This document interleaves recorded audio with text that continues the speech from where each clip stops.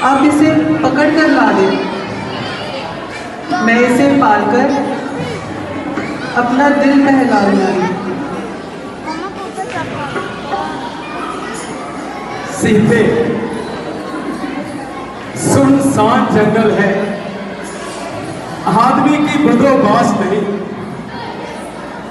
कदम कदम पर राक्षस, चप्पे चप्पे पर निशाचर।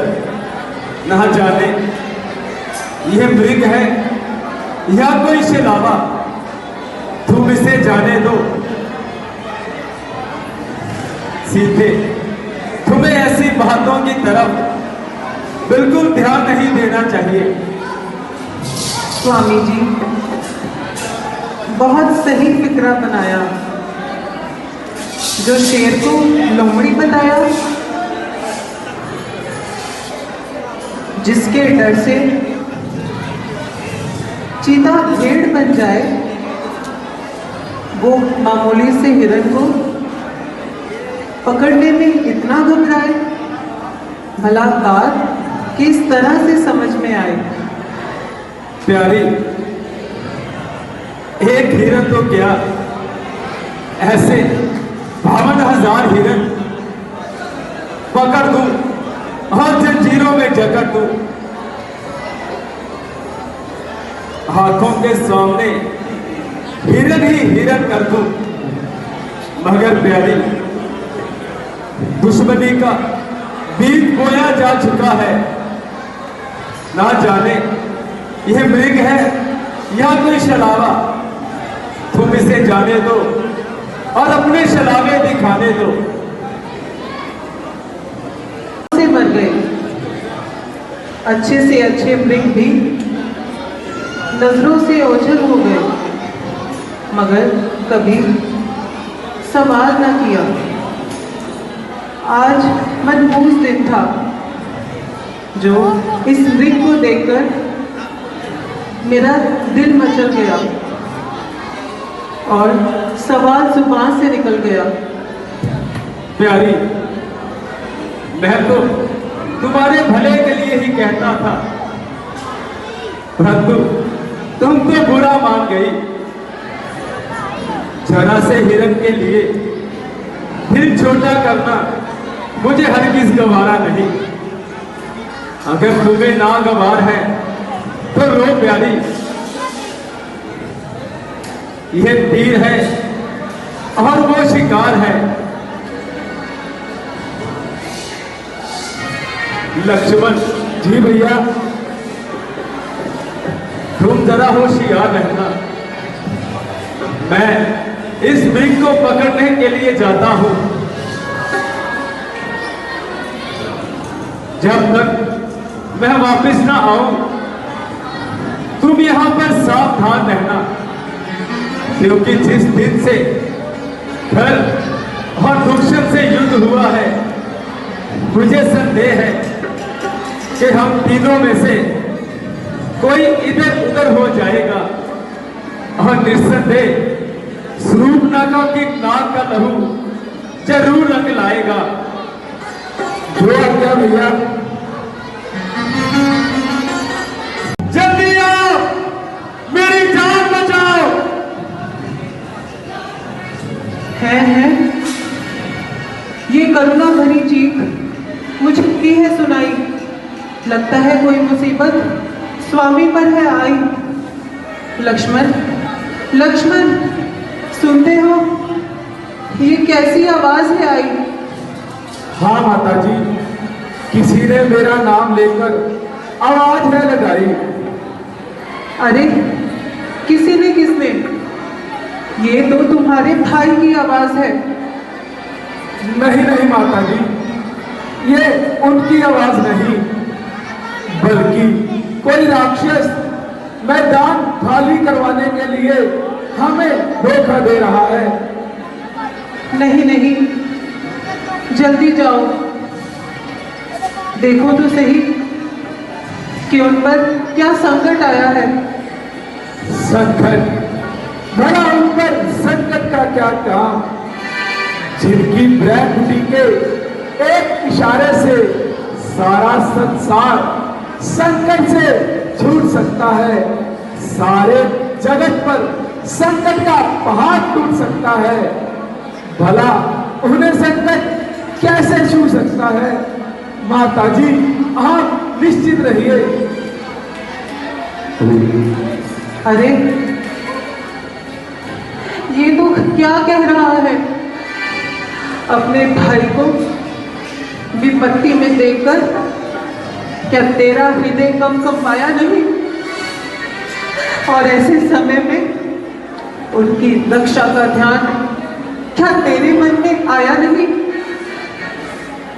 माताजी उनकी रक्षा का ध्यान करूं, करे जो रक्षा गदरिए की, नहीं है दाम बकरी का। करूं मैं उनकी क्या रक्षा, जो खुद रक्षक त्रिलोकी का। लक्ष्मण, तू मुझे उल्टी सीधी बातें समझाता है और इसीलिए यहां से जाना नहीं चाहता है। माताजी राक्षसों से युद्ध जारी है। ऐसे भय के समय में आपको अकेली छोड़कर मैं भैया को क्या मुंह दिखलाऊंगा? अरे मुझे क्या यहाँ मौत पड़ रही है? आपको तो खामखा छिन चल रही है। और मुंह क्या खाक दिखाएगा? मैंने तेरे मन के भाव को जान लिया है लक्ष्मण। कहीं तुमने पाप का संकल्प तो नहीं किया?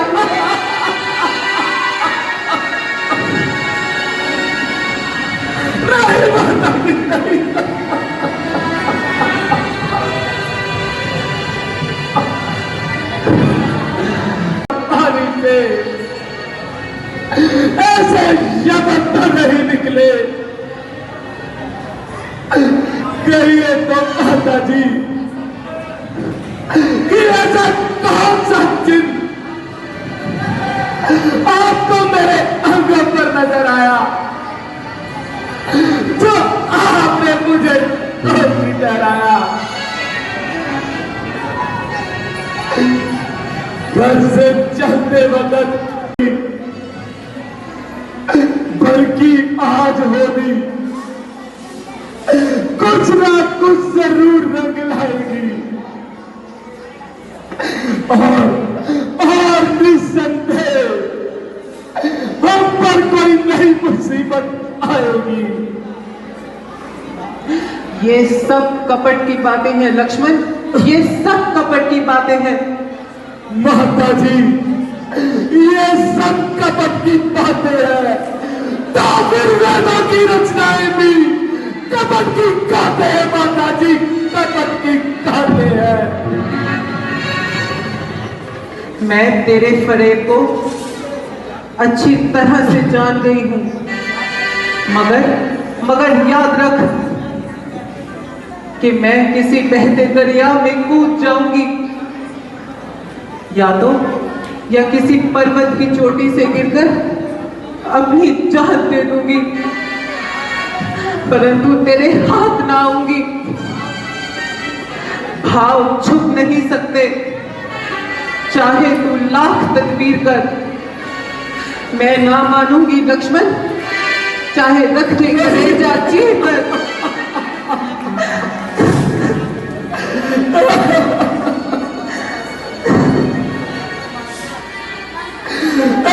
परमात्मा मैं करूं तो क्या करूं? घड़ी आई है कोटी, वह भी दो रास्तों से आई है, न जाने में बुलाई है न लेने में बुलाई है। उधर जाना है ना दादी, इधर रहना दिखाई है। गया तो जग हसाई है, रहा तो बेहयाई है। अच्छा माताजी मैं भाई की आज्ञा को तोड़ता हूं। और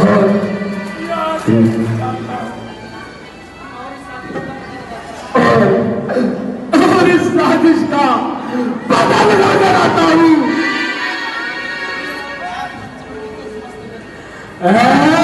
पंचवटी के स्वास्थ्यगण, तुम पंचवटी के साक्षी हो। पावन देव तुम साक्षी हो। पक्षी गवाह हो तुम।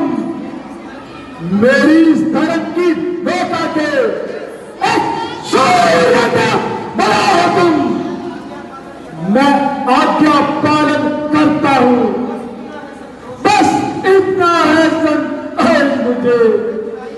रघुराई उड़ाना दे अगर तो कह देना निर्दोष मुझे।